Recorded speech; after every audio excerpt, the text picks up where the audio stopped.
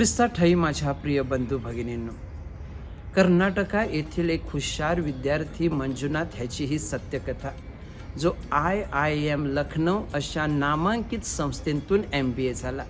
पुढे त्याला Indian oil कॉर्पोरेशनमध्ये cells manager म्हणून नोकरी लागली. 2005 मध्ये उत्तर प्रदेश येथे त्याची बदली झाली, लखीमपूर खैरी येथे, जेथे पेट्रोलमध्ये सर्रासपणे रॉकेल भेसळ करून विकत होती आणि म्हणून त्याने छापा टाकला आणि हे पेट्रोल पंप बंद केलं. हेच सगळ्या भ्रष्टाचाराच्या मागं स्थानिक राजकारण होतं, गुंडागिरी आणि ह्याचं पाठबळ होतं. परंतु न डगमगता त्याने ते पेट्रोल पंप सील केले.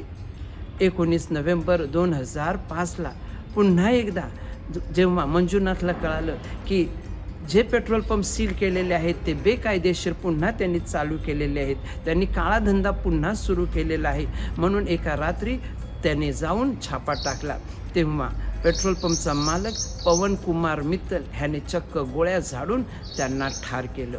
पुढे आपण पाहतो की त्या मारेकऱ्यांना, गुंडांना पकडलं. पवन कुमार मित्तल ह्यांना फाशीची शिक्षा आणि त्यांचे सोबती साथ ह्यांना जन्मठेपेची शिक्षा झाली. परंतु माझ्या प्रिय बंधू बहिणो, सत्य ही फक्त बोलण्याची पद्धत नाही, तर सत्य ही जगण्याची पद्धत आहे. हे आपल्याला मंजुनाथने दाखवून दिलेलं आहे.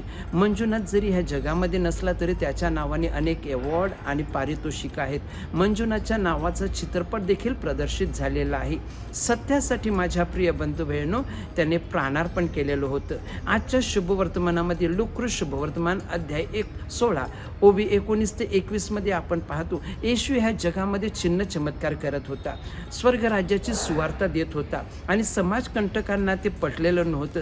त्यांच्यासाठी येशू एक मोठा गुन्हेगार होता आणि म्हणून ह्या येशूला ते ठार करण्याचा कट करत असतात, कारस्थान करत असतात. येशूला देखील माहीत होतं की माझं हे सुकार्य त्यांना पचलेलं नाही आणि त्यासाठी मला प्राणाची आहुती द्यावी लागणार. तरी देखील येशूने आपलं चांगलं कार्य थांबवलं नाही आणि पुढे आपण पाहतो की सरते शेवटी येशूला क्रूसावर ठार करतात, वधस्तंभावर त्यांना मारतात.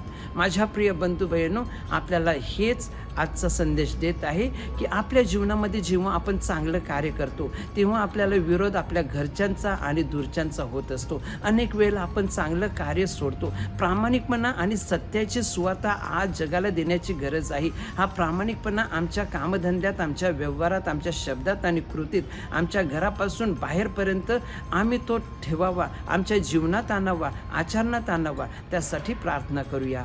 आमेन.